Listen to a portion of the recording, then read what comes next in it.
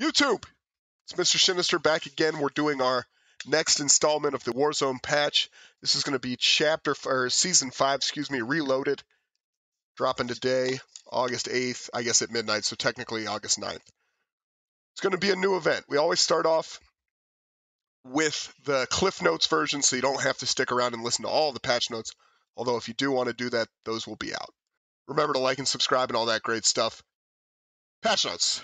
Big things that you need to know. New event, numbers event, starts September 21st. It's going to have to do with the mobile broadcast stations around the map. If you complete the challenges that the event wants you to complete, and they're being very secretive still about that, you're going to get an instant $5,000. You're going to get some unique in-game rewards, like think calling cards, banners, things like that. If you complete all of the challenges for this, you're going to unlock the new weapon, the Psy. So there's going to be a new weapon. That takes us into our next part.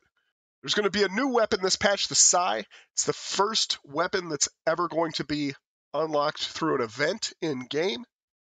So that's kind of exciting. Still no anti-cheat, but I guess it's coming. That's what they tell us.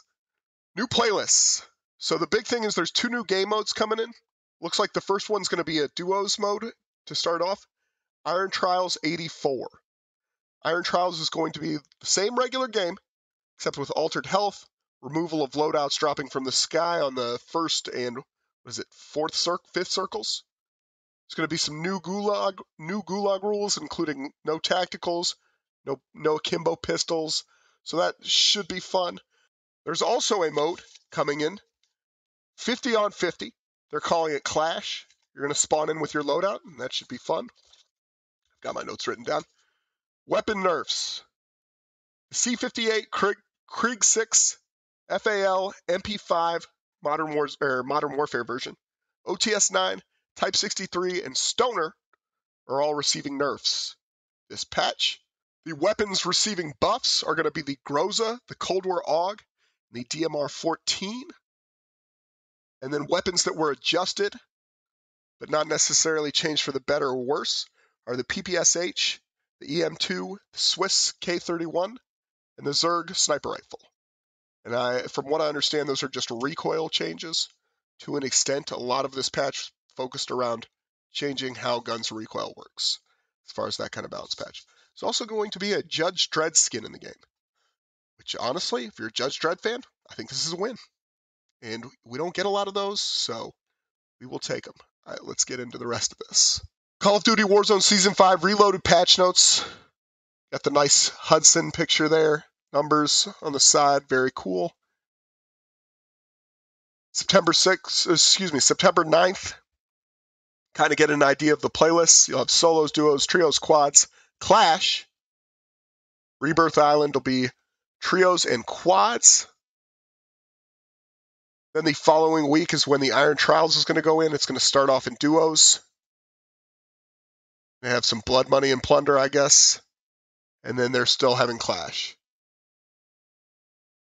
A couple weeks after, we'll get some Iron Trials 84 back. Nothing else of note here. The return of modes not seen in quite some time. So I wonder if that's going to be realism or if that's going to be whatever the gulag one was that you fight your gulag. If you win it, you get another gulag. That one I really enjoyed. Numbers event begins September 21st. Those brave enough to investigate the mobile broadcast stations scattered across Verdansk will receive the following incentives. An instant $5,000 cash bonus. Each unique mobile broadcast station activated during the event, you'll receive an exclusive reward such as a sticker, calling card, charm, in addition to some XP. Complete all the challenges in the numbers event in either Warzone or Cold War to unlock the Psy melee weapon. The event will include a set of 9 challenges. So there you go. Modes. Clash. At launch. Team Deathmatch on an epic scale, 50 vs 50, all loadouts successful, ping and armor system, cash, buy stations, vehicles, from both the regular Battle Royale and Plunder modes. Big fights. Not quite what we've seen before. Could be fun. Could be fun. People seem to enjoy it when they did it in Fortnite, so we'll see. Iron Trials 84, in season. I'm actually excited about this. is the first thing we've gotten to that I'm actually excited about. Rules have changed. Last week, we gave you a first look at some fundamental changes coming to Verdansk via this new mode, altered health and regeneration, removal of loadout drops, new gulag rules, adjusted environmental hazards, classified weapons. I think the interesting thing about this is if they have a mode like this, they can test out some new changes. If they want to make changes to the armoring system, some health changes, things like that, they can do it and not feel like they have to make an instant change to the game as a whole. 3 additional changes to expect: field upgrades, dead silence stopping power have been removed.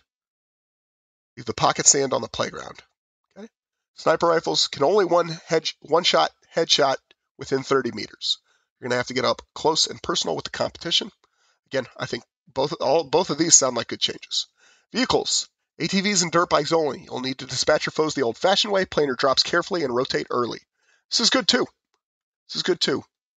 You know, this way you don't have people run around in cars, helicopters, things like that. This will be, I think, an interesting mode, and I think people will have a lot of fun with this. That's my initial thought. This is a cool banner. I hope that's in game actually. Maps. So these are map changes. Previously dormant mobile broadcast stations seem to be stirring. It is suspected that they will begin soon amplifying the Dragovich program tapes, aka the numbers broadcasts across the region. So good. The mobile broadcast stations that have been in the game for like a month will finally do something. Wonderful. Glad we've made this change. Red doors. Receive reports of new unusual activity in the red door rooms.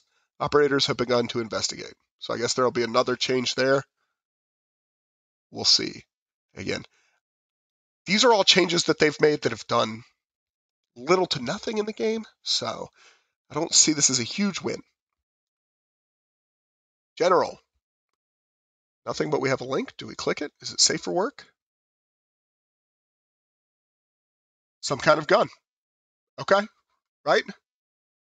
That's an incredibly small picture.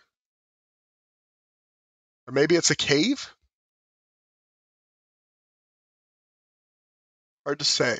This kind of looks like a gun to me. An arm coming out holding the gun. This part kind of looks like a cave. Okay, who knows? I'm sure there'll be 1,000 videos deciphering that image, or like 1,000 guys on Twitter deciphering that. Gameplay. Loot that spawns across Verdansk has been adjusted as follows. New gulag loadouts. That's always good. New pre-match loadouts. Always good, but I guess that means they're getting away from you using your own loadouts. Okay. New ground and supply box loot. Always good, especially after the ground loot we've had this past month. Bug fixes. Fix a visual causing player models to appear to have 2 left hands after free falling with any. Okay. Do we care about this? Fix additional collision. When players exploit peek shoot through them. Okay. This seems good, I guess. Fix collision issues with various elements across both that allow loadout drops to fall through them. Also good. Fix an issue causing players not to receive the squad wipe notification when finishing the last member of an enemy squad. Yeah, this is annoying, but I mean, again, I guess good quality of life change there.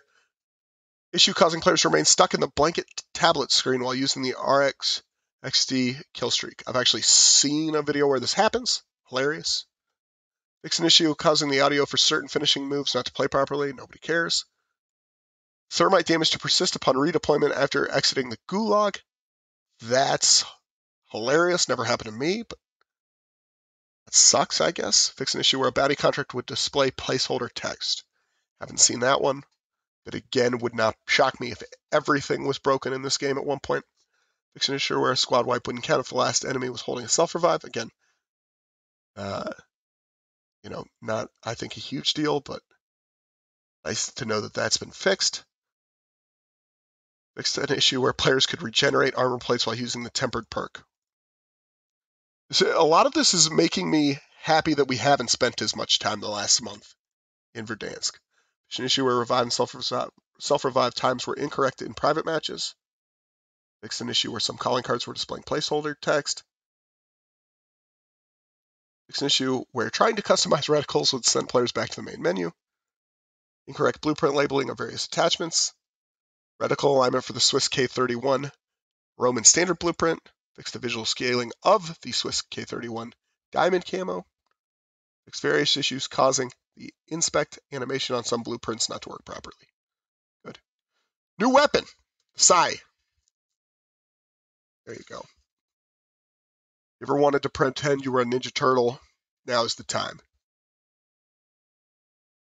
During the numbers limited time event starting September 1, those who complete, we kind of went over this. You'll get this Sai weapon. Looks actually good.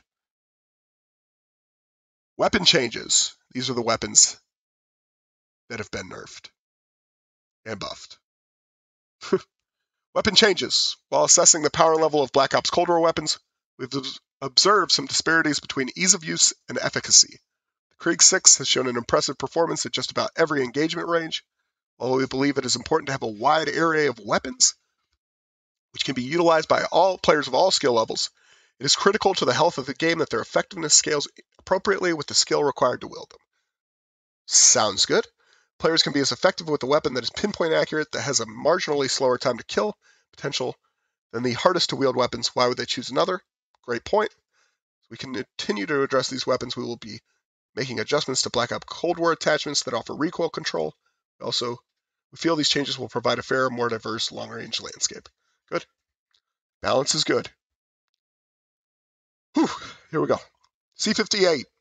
Recoil adjusted. High damage weapons like the C58 tend to adhere to a lower rate of fire and higher recoil, generally balances out their hasty time to kill potential.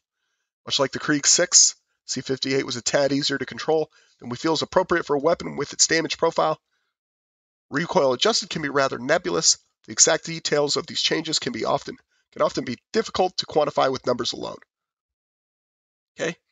While C58 recoil has been increased slightly, the majority of this change will be felt in the recoil pattern deviation. As deviation is increased, it can create some subtle shifts, which become increasingly difficult to compensate for given distance from the target. Nice job there, Nick. EM2, basic optic eye position retracted. The EM2 is now receiving a direct reduction to its efficacy with this change. However, it will result in the base optic being a less suitable substitute for higher magnification optics. This, however, in conjunction with the changes to recoil control barrels, will make the EM2 a slightly less viable option to a lesser skilled marksman. EM2, I guess, for most of us, getting a slight nerf. Assault Rifle Bravo. This is the FAL, I believe. Upper torso multiplier decreased from 1.1 to 1. To the dismay or surprise of some, our data suggests that the Assault Rifle Bravo is an absolute monster. The Assault Rifle Bravo will still be capable of achieving an extremely low time to kill, though that speed will be locked behind an additional headshot. Changes like these align more closely with our goal to shift consistently acquirable time to kills out of the 300 millisecond range. Good change. Low time to kill, bad for the game. Well, super low time to kill, bad for the game. Groza, sprint to fire speed increased by 15%. Groza has not yet fulfilled the role we had intended for it. Okay, as a far more bruiser-oriented AR SMG hybrid, slow base sprint to fire speed has continued to hold it back considerably. With this change, it'll be able to more reliably contest SMGs in short-range engagements. Okay, I wouldn't say the sprint to fire speed has been. I guess you could say it like that. Sprint to fire speed has been increased. Krig 6. I get what they're saying now. Krig 6. Maximum damage decreased from 30 to 29. Mid damage now 25. Minimum damage decreased from 25 to 23. Weapon kick adjusted. Krig 6 getting hit with the bat. Vast majority of kills with the Krig 6 take place within its maximum damage range, which unsurprisingly is the longest of all Black Ops Cold War assault rifles. This change will affect most time to kill breakpoints within its maximum damage range by one bullet. Additionally, we have added a third damage range, which is a change we do not suspect to be immensely impactful, as bills that extend damage range could push the mid damage range out to nearly 100 meters, which is well beyond the average kill distance for the Krig 6. Though it is not at all bad for the Krig 6, we have reduced some of the weapon's bounciness while firing, which we feel makes it more enjoyable to use. So they've nerfed the damage and somehow made it more recoil friendly. Okay, interesting. Although they kind of, this could be a change where you get in and it feels like they've touched nothing. All right, light machine guns. Light machine gun alpha. This is the stoner. Recoil increased slightly. Light machine gun alpha had already been an incredibly accurate LMG prior to the changes, which added recoil control to the task force and match grade barrels. The baseline increase to recoil and reduction in the total amount of recoil control. The aforementioned barrels offer will be harder to stay on target with the light machine gun alpha at longer ranges. Okay, good change. Although, I mean, I kind of feel like that's the point of having something bulky. You know, I feel like it already has some trade-offs, but it is what it is. Tactical rifles. Tactical rifle Charlie, which I believe is the Type 63. Recoil decreased. No, Charlie is the AUG. Tactical rifle Charlie and many other tactical rifles have remained out of the spotlight for nearly 3 seasons, given that we now feel is a good time to reassess their effectiveness, cognizant of the razor's edge of balance on which burst weapons exist. While this change will make the tactical rifle Charlie the AUG far easier to stay on target with, the reduction in effectiveness to titanium barrels remains intact, which heavily contributed to the dominance of the AUG and the M16 several seasons ago. Okay? Again, doesn't really make sense why they can call one thing the M16, one thing the Team Tactical Rifle Charlie, excuse me. Probably because, especially when they're adding Black Ops Cold War, anyways. You know,